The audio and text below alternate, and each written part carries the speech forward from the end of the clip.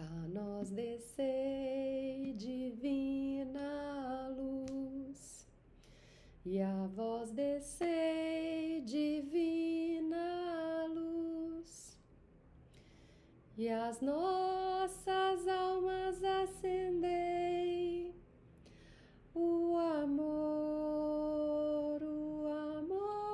de Jesus, o amor de Jesus. A gente vai continuar com a leitura do livro da vida de Santa Teresa de Jesus. A gente parou no 36º capítulo, o capítulo que ela prossegue no mesmo assunto. Ela conclui o mosteiro do glorioso São José, conta das grandes contradições e perseguições causadas pela tomada do hábito das religiosas, dos sofrimentos e tentações que sobrevieram e de tudo o que o Senhor fez para sair vitoriosa, com a honra e a glória de Deus. Perdão.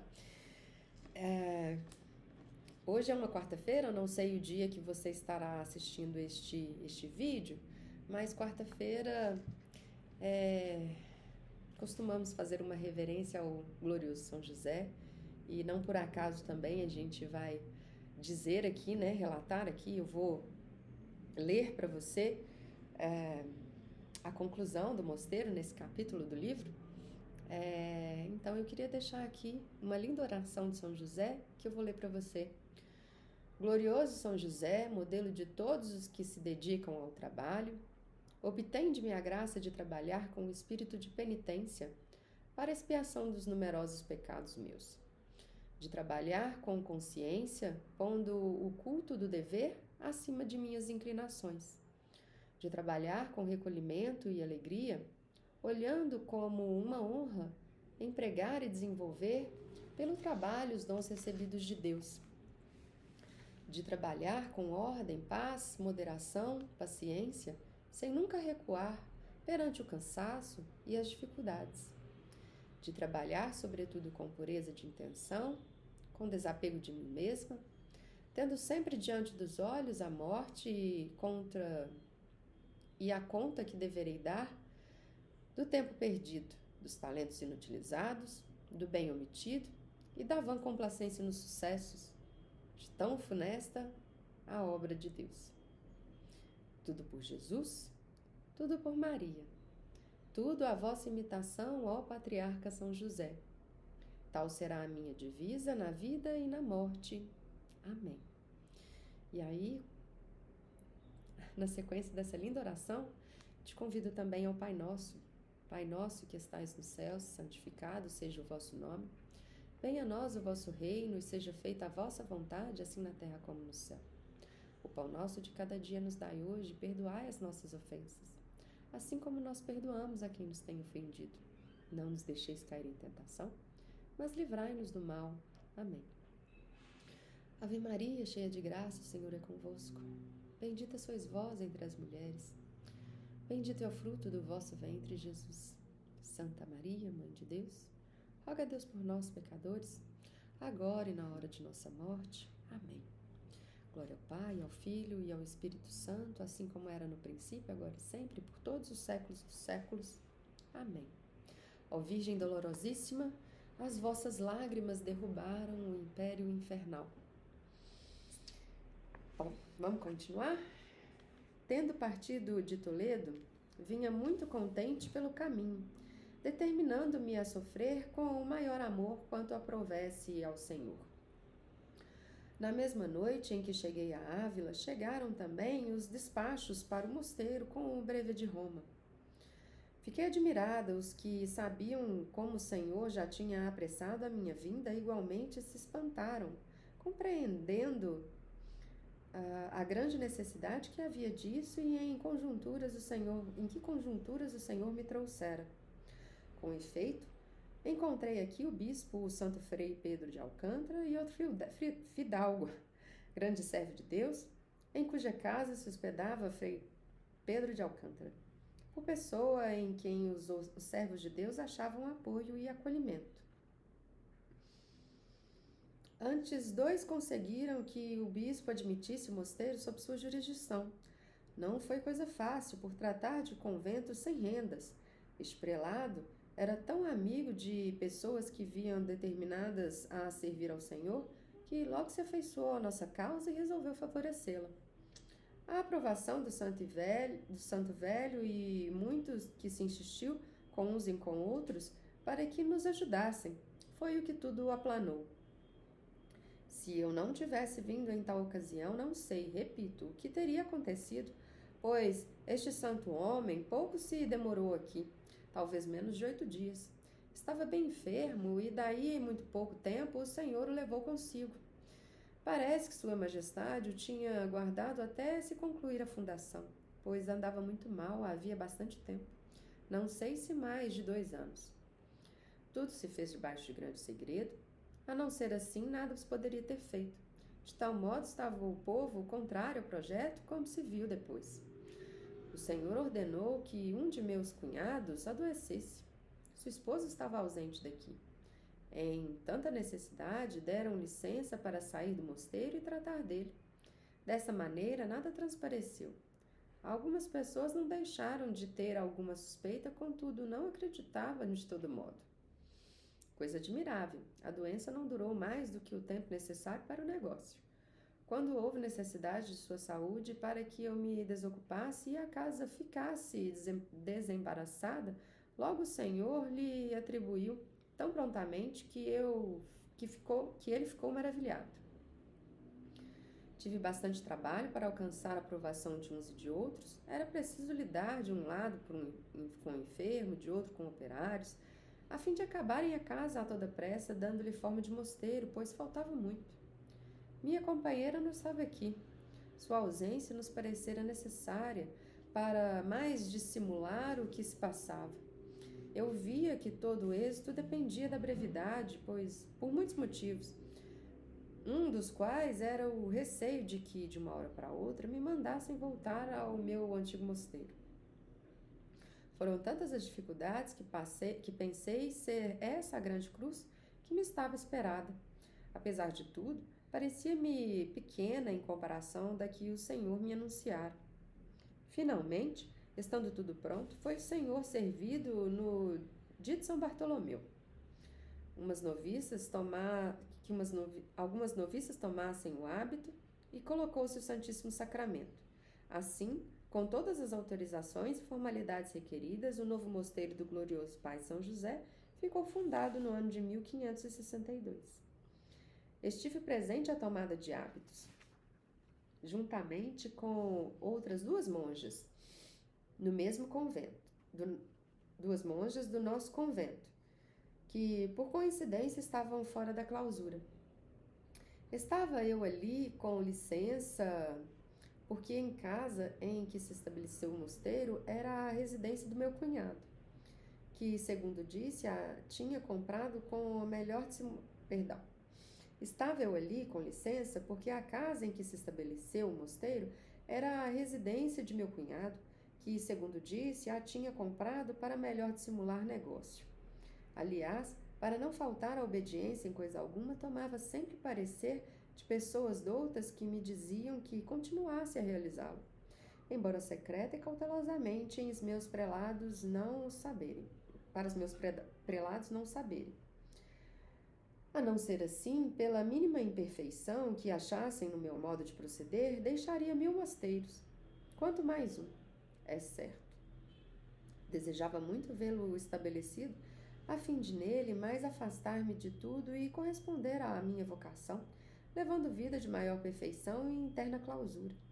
Contudo, meus desejos eram acompanhados de tal desprendimento que, se eu julgasse ser mais serviço de Deus, abandonar tudo logo faria, com muito sossego e paz. Foi para mim como que um antigozo da glória ver instalado o Santíssimo Sacramento e 4 órfãs pobres, todas grandes servas de Deus, recebidas sem dote, porque este não se exigia. No intuito, desde o princípio, fora efetivamente receber pessoas que, com seu exemplo, pudessem ser fundamento do edifício que pretendíamos levar para nele termos vida de grande perfeição e oração. Eu via assim realizada, conforme os meus desejos, uma obra que sabia ser para o serviço do Senhor e honra do hábito de sua gloriosa mãe. Também era grande minha consolação por haver realizado o que o Senhor tanto me ordenara, por ter dado a esta cidade mais uma igreja, dedicada, como antes não havia, a meu pai, o glorioso São José. Não julgava ter feito alguma coisa para isso. Nunca tal pensei nem penso. Sempre entendo que tudo é obra do Senhor. O que fazia de minha parte eram tantas imperfeições que bem vejo, mas havia motivo para me culpar do que para me agradecer. Contudo, era para mim grande regozijo ver que, embora tão má, Sua Majestade havia me escolhido para tão grande obra. Tal era meu contentamento que estava fora de mim, absorta em profunda oração. Acabado tudo, e a cerca de 3 ou 4 horas depois, o demônio arremeteu contra mim, num combate espiritual que agora direi. Sugeriu-me que talvez fora tudo quanto fizera, tivesse mal feito. Quem sabe se eu não transgredir a obediência agindo sem ordem de meu provincial? Bem, me parecia que este havia de ficar descontente vendo o mosteiro sob a jurisdição do ordinário, sem que lhe fosse dado aviso prévio. Por outro lado, também pensava que talvez não se importasse. Ele mesmo não tinha querido admiti-lo, mas eu, pessoalmente, continuava debaixo de sua obediência. Viveriam contentes as que estavam vivendo em tanta clausura? E se lhes viesse a faltar o pão? Não fora um disparate meu empreendimento?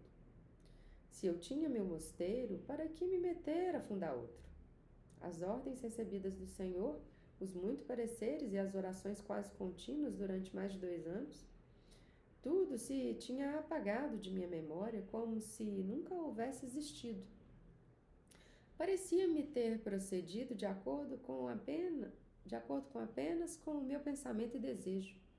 A fé e as outras virtudes estavam suspensas na minha alma, e eu me via sem forças para usar delas para me defender de tantos golpes.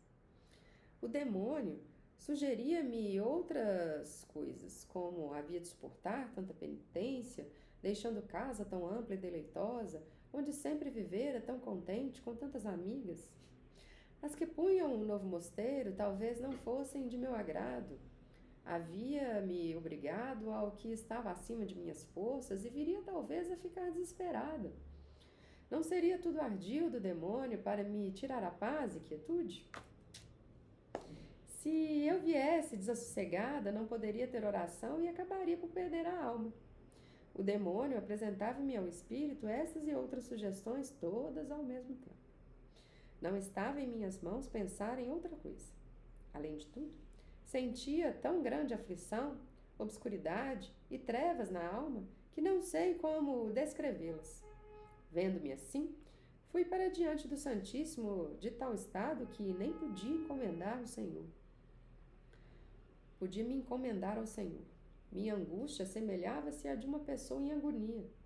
Não ousava desabafar com alguém, nem ainda tinha confessor designado. Valha-me Deus! Que vida tão miserável! Não há contentamento seguro, nem estado permanente. Havia tão pouquinho tempo, não trocaria, penso, meu contentamento por nenhum outro da terra. Agora, o mesmo motivo que o causara de tal sorte me atormentava, que não sabia o que fazer de mim. Se considerássemos com advertência as coisas de nossa vida, cada qual veria por experiência em quão pouco apreço se hão de ter os contentamentos e descontentamentos. Certo é que tenho este por um dos meus mais duros transes que passei na vida.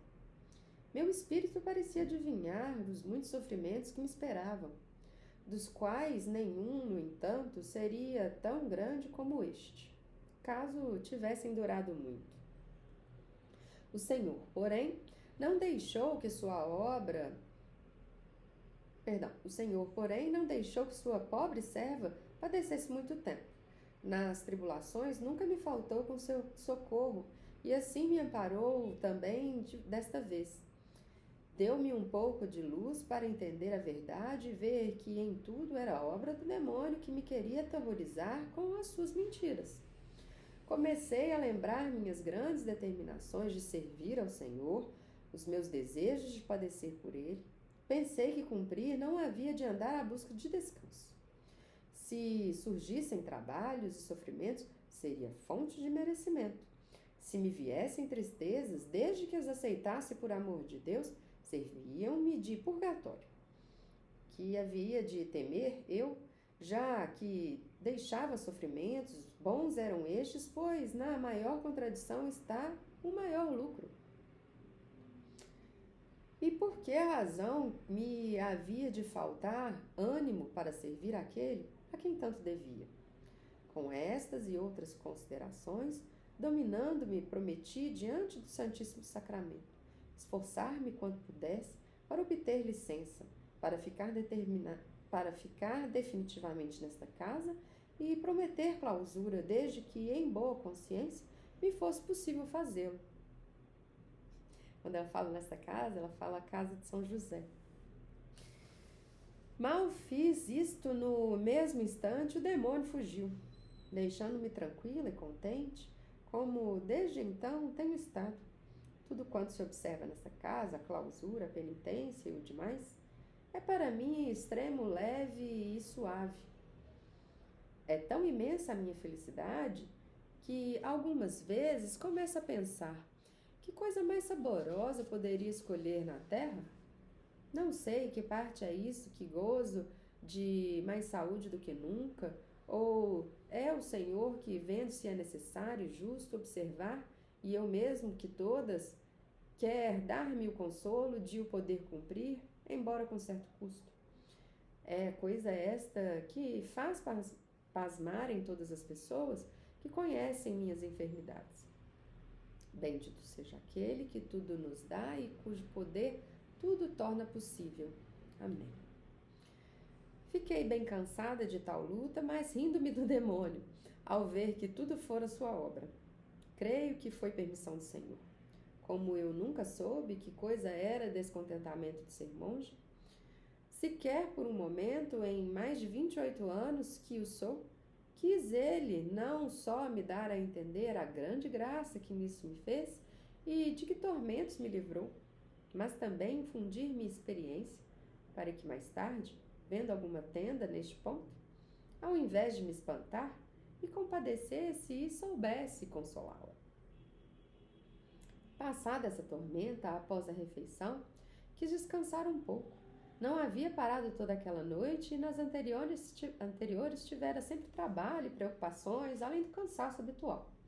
Já circulavam, porém, notícias do ocorrido, quer na cidade, quer no mosteiro. Neste reinava grande alvoroço pelas razões já referidas, que não eram destituídas de procedência. Logo a prelada me ordenou que voltasse imediatamente.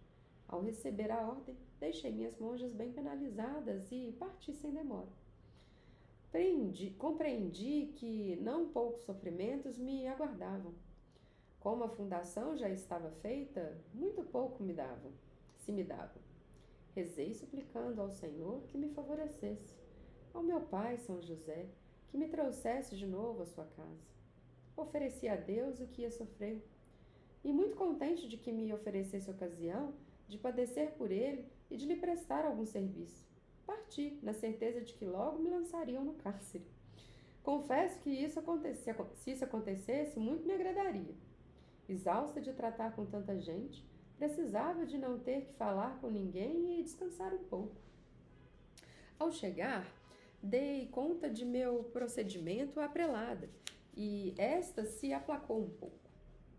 Mandaram chamar o provincial para julgar o meu caso.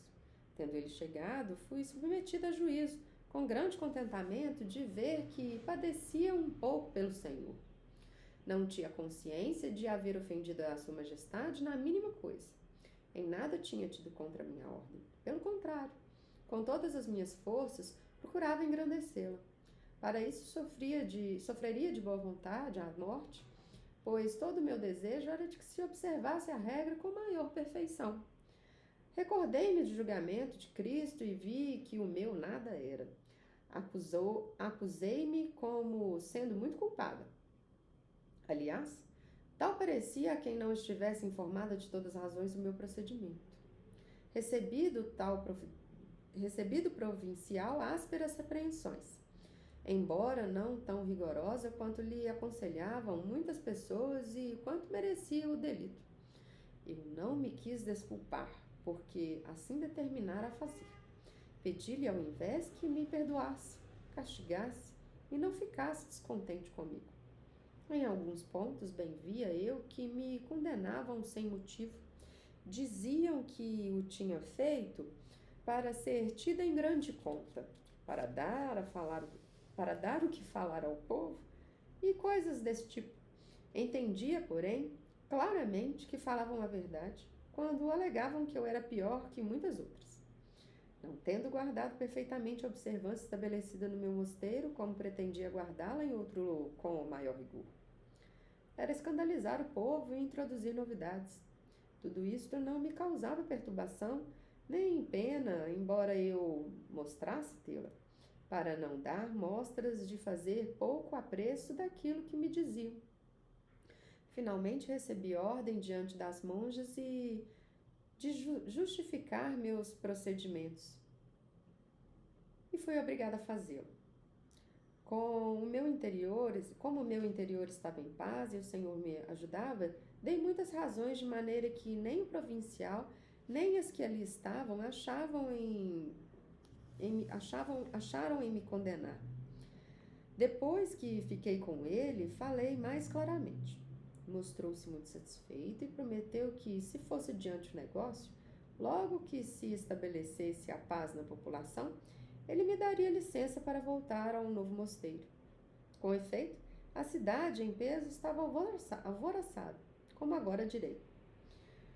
2 ou 3 dias depois, juntaram-se alguns dos regedores com o corregedor e alguns membros do cabido, e todos a uma voz disseram que, de nenhum modo, se havia de tolerar o mosteiro, pois daí resultaria manifesto prejuízo ao bem público.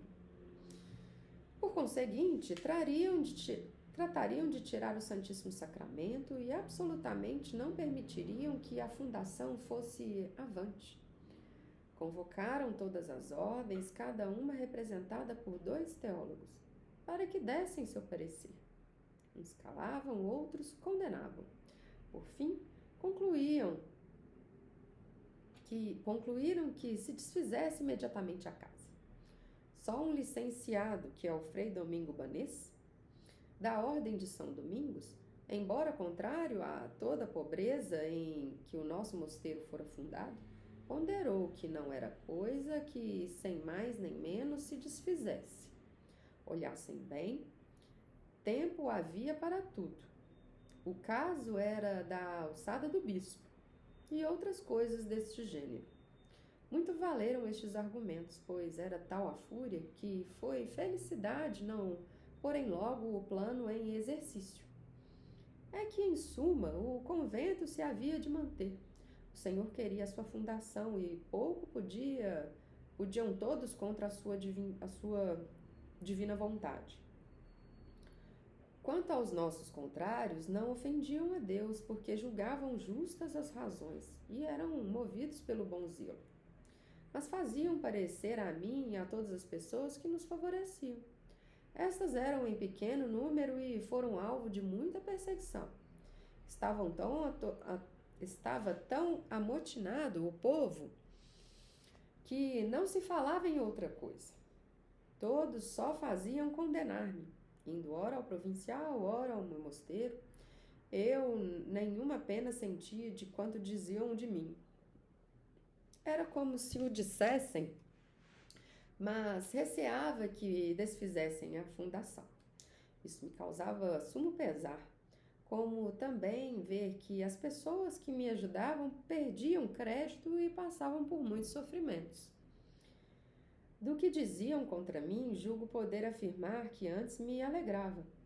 Tivera eu suficiente fé e nenhuma alteração sentiria, mas qualquer falta numa virtude basta para deixar todas as outras entorpecidas.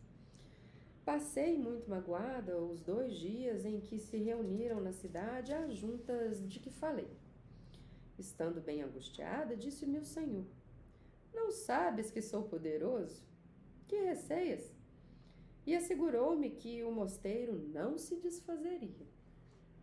Com isso, fiquei muito consolada.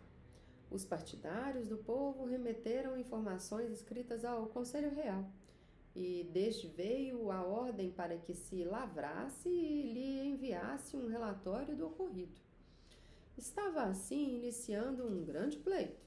A cidade mandou seus representantes à corte e forçoso foi mandá-los também por parte do mosteiro. Não havia dinheiro, nem eu sabia como agir. Felizmente, por providência do Senhor, meu padre provincial nunca me ordenara que deixasse de tratar do negócio. É tão amigo de toda a virtude que, embora não ajudasse, não queria ser contrário. Todavia, não me permitiu vir para cá até ver todas as coisas esclarecidas. Para cá, ela fala o mosteiro de São José. Estas servas de Deus estavam a sós e faziam mais com suas preces do que eu com todas as negociações que andava metida. Tive de empregar bastante diligência. Por vezes, tudo parecia falhar, especialmente no dia anterior à chegada do provincial, porque a priora me ordenou que não me envolvesse em coisa alguma, o que implicava ficar tudo abandonado. Voltei-me para Deus e disse-lhe: Senhor, a casa não é minha, por vós foi feita. Agora já não há quem trate dos negócios, fazei-o, vossa majestade. Com isso fiquei tão sossegada e sem pesar, como se tivesse o mundo todo a negociar por mim, e considerei como êxito o certo. O sacerdote, grande servo de Deus e amigo de toda a perfeição, que sempre me ajudara, foi à corte tratar do negócio, e ali trabalhou muito. O cavaleiro santo, já citado, também fazia tudo o que estava a seu alcance, e por todos os meios nos favorecia. Nele em tudo achei sempre um pai, como tal ainda o considero. O Senhor incutia tanto zelo aos nossos defensores que tomavam a peito a nossa causa como se fosse negócio que de perto lhes interessasse, do qual dependesse a sua vida ou a honra, e isto só se julgarem que se tratava de servir ao Senhor. No número dos que mais trabalhavam por nós, estava aquele clérigo mestre em teologia de quem falei. Viu-se claramente Sua Majestade o ajudava. O bispo delegou-o como seu representante numa grande junta realizada a nosso respeito. Nela achou-se sozinho contra todos. Aplacou-os, afinal, sugerindo-lhes certos meios que bastaram para os entreter. Contudo, nenhum foi suficiente para que não dessem a vida, como se costuma dizer, pela destruição do mosteiro. O servo de Deus, a que me referi acima, foi quem deu o hábito às noviças e colocou o Santíssimo Sacramento. Sofreu por nossa causa não poucas perseguições. A tempestade durou quase meio ano, e tomaria muito tempo relatar aqui minuciosamente as provações que passamos. Realmente, meio ano de privações é uma baita batalha. Admirava-me de que o demônio pelejasse com tanto furor contra pobres mulheres. Era estranho que nossos adversários julgassem capaz de causar grande dano à cidade com uma comunidade levando a vida tão austera e composta apenas de 12 religiosos e a priora, pois não devem ser mais. Se houvesse prejuízo ou erro, seria para elas próprias, mas o mosteiro causar dano à cidade era disparate. Entretanto, achavam tais inconvenientes que lhes faziam oposição com boa consciência. Finalmente, propuseram o seguinte acordo: se houvesse rendimentos, tolerariam a fundação e permitiriam que fosse adiante. já tão cansada de ver o sofrimento de todos os nossos amigos, maior o que o meu, não me pareceu mal admitir rendas até que se estabelecesse a calma com a intenção de deixá-las mais tarde. Por ser ruim e imperfeita, chegava a imaginar outras vezes que seria esta a vontade do Senhor. Depois, de outro modo, nada se conseguia e já me inclinava ao acordo. Começamos a tratar do negócio e, na véspera de ser concluído, estando eu à noite em oração, disse-me o Senhor, além de outras coisas, que me estabelecesse tal acordo. Se começássemos a ter rendimentos, não conseguiríamos depois licença para os deixar. Na mesma noite, apareceu-me o santo frei Pedro de Alcântara, que já tinha morrido. Sabendo da grande oposição e perseguição movida contra nós, escrevera-me antes de morrer que se alegrava em ver a fundação tão fortemente contrariada.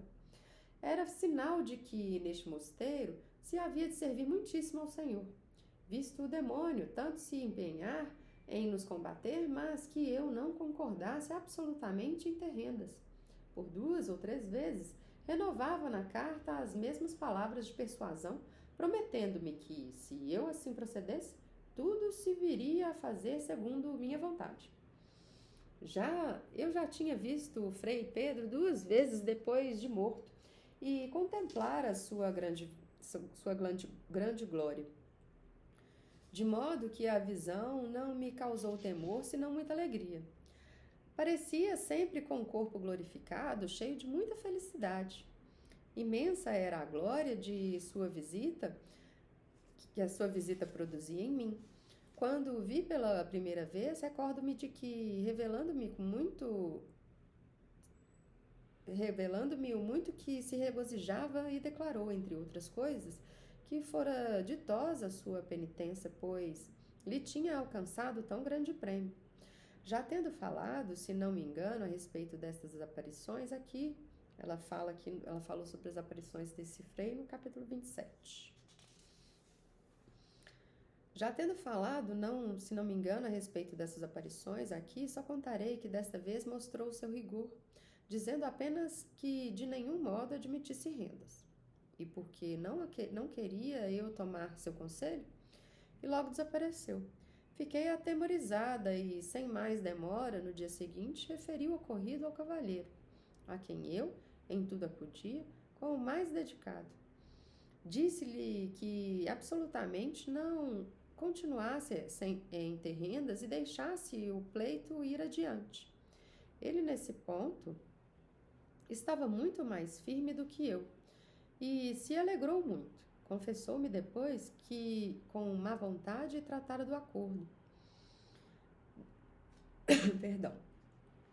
Pouco depois do incidente, outra pessoa, serva de Deus, movida de bom zelo, quando o negócio já ia bem encaminhado, propôs que se sujeitasse o caso ao critério dos teólogos.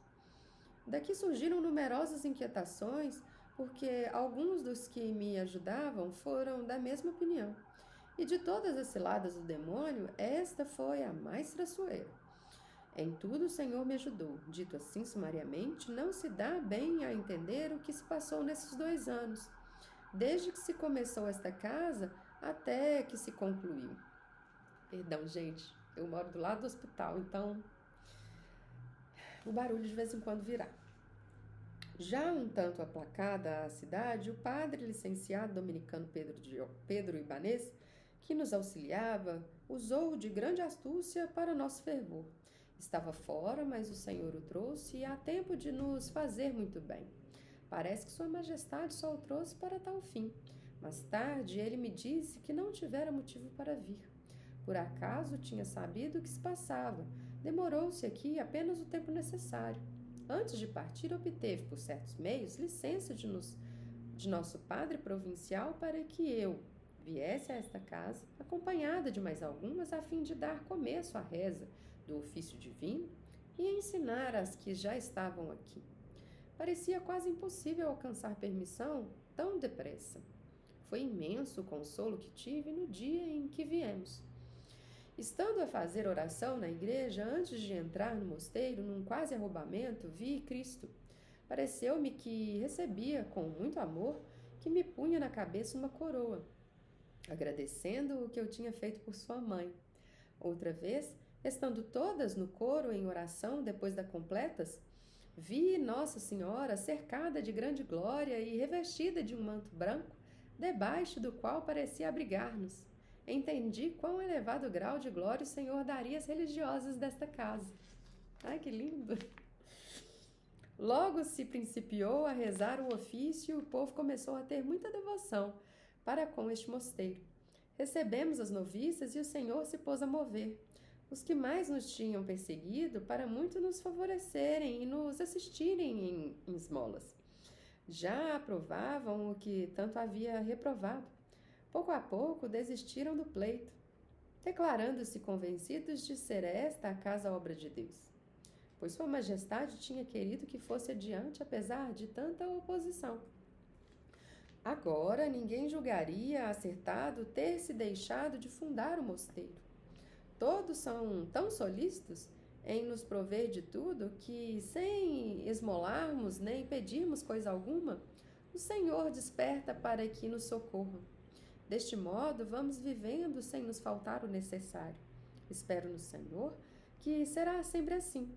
Sendo tão poucas as religiosas, se fizerem o que devem com Sua Majestade, agora lhe dando graças para fazerem, seguro estou de que não as abandonará. Assim só terão de ser pesadas ou importunas. Assim não terão de ser pesadas ou importunas. O Senhor velará por elas como até agora. É para mim grandíssimo consolo ver-me aqui entre almas tão desapegadas. Sua preocupação é achar meios de irem adiante no serviço do Senhor. A solidão lhes dá tal consolo, a felicidade, que sofrem com o pensamento de verem alguém. Os seus parentes muito próximos contribuem para mais as inflamar no amor do seu esposo. Assim é que não vem a esta casa quem não trata disto, porque nem as contenta, nem achará contentamento. As monjas não sabem falar senão de Deus, de modo que só as entende e só é entendido quem tem a mesma linguagem.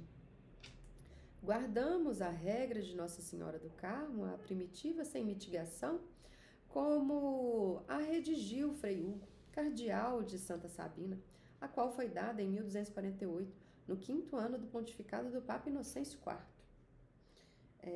Essa regra primitiva foi dada aos eremitas do Monte Carmelo por Santo Alberto, patriarca de Jerusalém, em 1209, mais ou menos. Inocêncio IV, depois de examiná-la e corrigi-la, aprovou em 1247, segundo o Bulário Romano. Só uma nota. Dando sequência, dou por bem empregados todos os trabalhos que passamos. Não obstante haver algum rigor, tudo parece pouco às irmãs, e por isso ainda se entregam às práticas que nos têm parecido necessárias maior perfeição na observância da regra. Jamais se come carne, exceto por necessidade. Há jejum de 8 meses e outras coisas prescritas pela regra primitiva. Espero no Senhor que há muito diante o que está começando, como Sua Majestade me prometeu. O Senhor também favoreceu a outra casa fundada pela associada à nossa ordem, da qual já falei. Fundou em Alcalá e não lhe faltou bastante oposição, nem deixou de passar grandes sofrimentos. Sei que se guarda nela a perfeita observância dessa nossa regra primitiva. Praz ao Senhor seja tudo para a glória e seu louvor, bem como na honra e na glória da Virgem Maria, cujo hábito trazemos. Amém. Penso que Vossa Mercê se enfadará com a larga relação que fiz deste mosteiro. É bem suficiente em relação aos muitos sofrimentos que custou a sua fundação e as maravilhas que o Senhor tem operado. De tudo, há muitas testemunhas que podem afirmá-lo sob juramento. Rogo a Vossa Mercê, por amor de Deus, que, se resolver rasgar o que aqui vai escrito, ao menos guarde a parte referente a este mosteiro, para depois de minha morte dá-la às irmãs que nele estiverem. As vindouras sentirão-a tão animadas e a servir fielmente a Deus, a procurar a perfeição observada inicialmente, que não decaia antes Vá sempre adiante, vendo o muito que Sua Majestade fez por intermédio da criatura tão ruim e baixa. E tendo querido o Senhor tão particular e claramente que, com sua proteção, se fundasse esse mosteiro. Parece-me que agirá muito mal e fará muito castigada aquela que introduzir algum princípio de relaxamento na perfeição, por ele próprio estabelecida desde o começo, pela sua graça observada com tanta suavidade. Bem se vê que é tolerável, pode praticar-se com descanso, proporciona grande felicidade para viverem nesta paz às que quiserem a sós fruir de Cristo, seu esposo. Sim, porque é isso que hão de sempre pretender, viver a sós e com um só. Não serão mais de 13. Tendo tomado a opinião de muitas pessoas, cheguei à conclusão de que convém ser assim. Tendo visto por experiência que, para manter o espírito agora reinante e viver de esmolas sem nada pedir, não podem ser em maior número. Deem sempre mais crédito a quem, à custa de grandes sofrimentos e com oração de muitas pessoas, procurou que seria o melhor. Só fazendo um adendo aqui na nota, parece que mais tarde determinou a santa que houvessem 20 religiosas em cada mosteiro. Então, de 13 fomos para 20. O número de 7 da perfeição. Continuando aqui. O grande contentamento, a alegria e a pouca dificuldade em praticar a observância com que todas temos vivido nos anos decorridos desde que estamos nessa casa, as irmãs cuja saúde está melhor do que antes, tornam patente ser isto o que convém fazer. Pessoas delicadas e sem saúde o observam com tanta suavidade porque são espiritualmente fortes. Se alguém parecer áspero o nosso gênero de vida, lance culpa à sua falta de espírito, e não ao que se observa aqui. Vá para outro mosteiro, onde se salvará, segundo o espírito que a anima. E assim ela finalizou o 36º capítulo. Ai, gente, foi para mim um capítulo muito lindo mesmo. Não tem nem palavras para completar e meditar aqui. Salvo lembrar aqui da forma como ela narra, né, as lindas aparições que Nosso Senhor fez a ela, para que ela não desistisse, né, não caísse aí nas ciladas do capiroto, do demônio, né, dando voz aí à mente para que ela desistisse, se desviasse do caminho. A parte que ela narra, né, Nossa Senhora colocando todas elas debaixo do manto branco. Ai, muito bonito mesmo. E se esse livro, essa parte principalmente serviu, né, para que você continue a perseverar no caminho, assim como Santa Teresa sempre nos aconselha, perseverantes na oração, compartilhe, por gentileza. Ficamos por aqui. Glória ao Pai, ao Filho e ao Espírito Santo, assim como era no princípio, agora e sempre, por todos os séculos dos séculos. Amém.